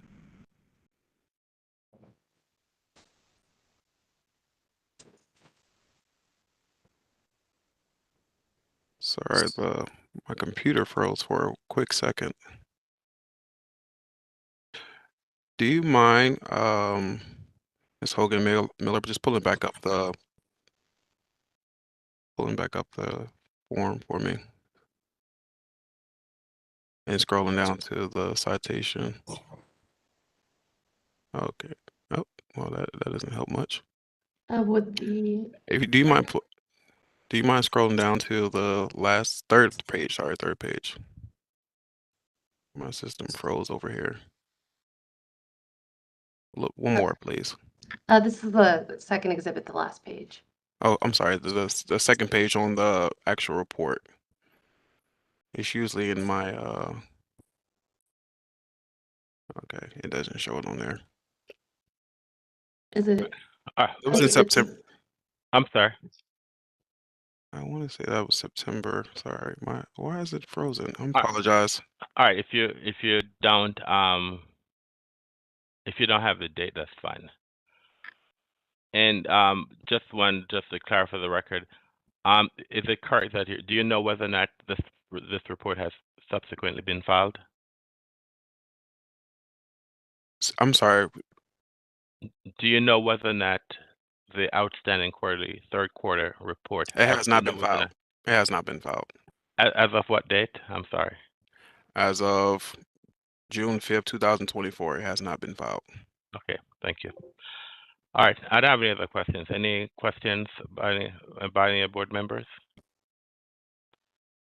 Any redirect, Ms. Hogan-Miller? No redirect for me. Thank you very much, Mr. Miller, for your testimony. Have a great day. Yes, sir. Have a great one. Thank you. Do you wish to make a closing, ma'am? Yes, a very brief one. Go ahead. May it please the board. This case is straightforward. DC Code Section 25-113 requires that licensees file a quarterly statement with the board. 23 DCMR Section 1207 requires that the licensee file a quarterly statement 30 days after the end of each quarter, and Chupacabra failed to do just that. Today, the government presented evidence in support of its single charge, failure to file a quarterly statement. ABCA investigator Joe Von Miller testified that Chupacabra was on the list of establishments that failed to file a quarterly statement for the time period July to September 2023. Investigator Miller also testified about how, to date, Chupacabra has not filed this quarterly statement. The government asks that you find in its favor and apply the maximum penalty under the statute because Chupacabra has failed to file its quarterly statement, still has not filed this quarterly statement, and has not appeared for today's hearing. Thank you. Thank you, ma'am. All right, the record is now closed. Give me a minute.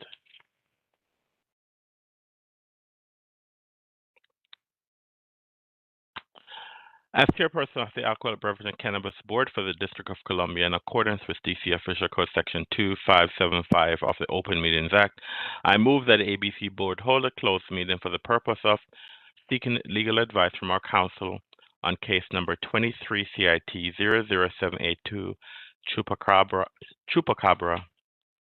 pursuant to DC Official Code Section 2575B4A of the Open Meetings Act, and deliberate upon case number 23 CIT 00782 Chupacabra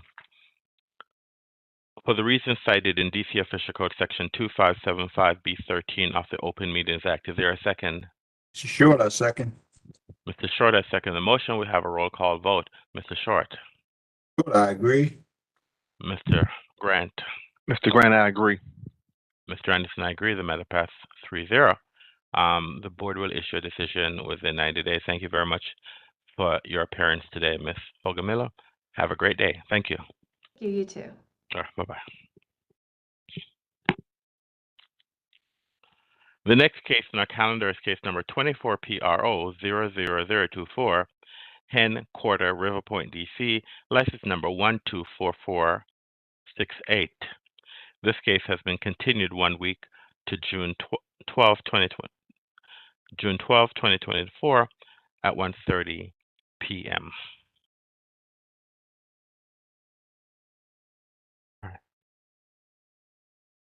We have concluded our afternoon calendar, and if there's no further business, we will now adjourn for the day.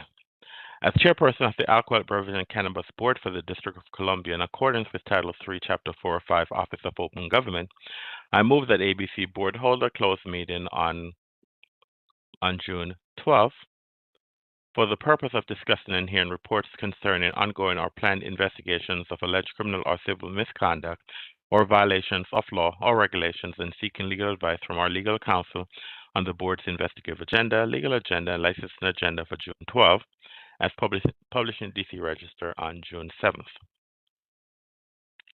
Is there a second? Mr. Grant, I second the motion. Mr. Grant has seconded the motion. Now we'll now have a roll call vote on the motion before now that it's been properly seconded. Mr. Short. I agree. Mr. Grant. Mr. Grant, I agree. Mr. Anderson, I agree. As it appears that the motion has passed, I hereby give notice that ABC Board will hold this closed meeting pursuant to the Open Meetings Act. Notice will also be posted on the ABC Board Hearing Room Bulletin Board, placed on electronic calendar and ABCA's website, and published in DC Register in as timely a manner as practical. We're now adjourned for the day. I would now direct all we're adjourned for the day. I would now direct all board members to return to executive session for further development. Have a great afternoon. Thank you.